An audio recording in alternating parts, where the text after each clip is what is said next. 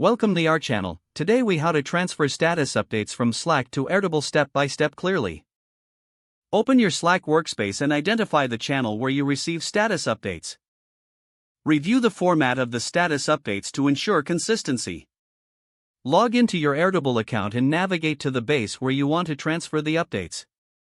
Create or select a table in your Airtable base that will contain the status updates.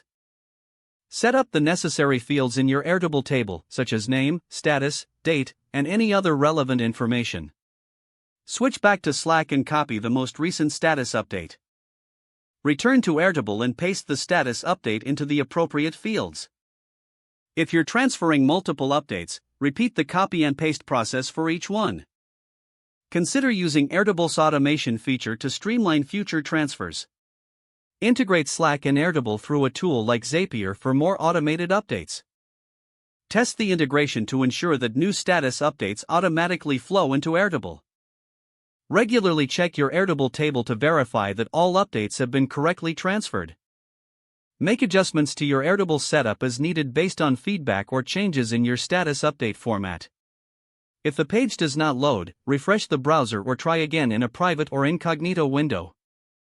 Make sure you are using the correct email address, then retype it carefully to avoid small typos. If your password is not accepted, use the reset option and create a new strong password you can remember.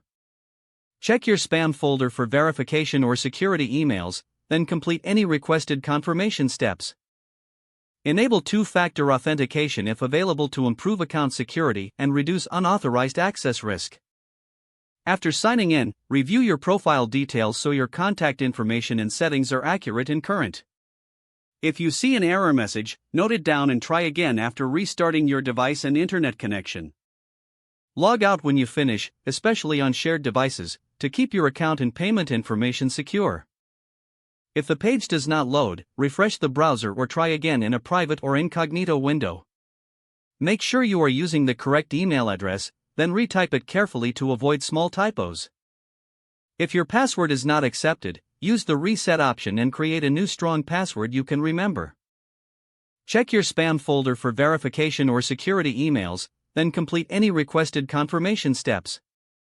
Enable two-factor authentication if available to improve account security and reduce unauthorized access risk. After signing in, review your profile details so your contact information and settings are accurate and current. If you see an error message, note it down and try again after restarting your device and internet connection. Don't forget to like this video and subscribe to our channel for more step-by-step tech guides.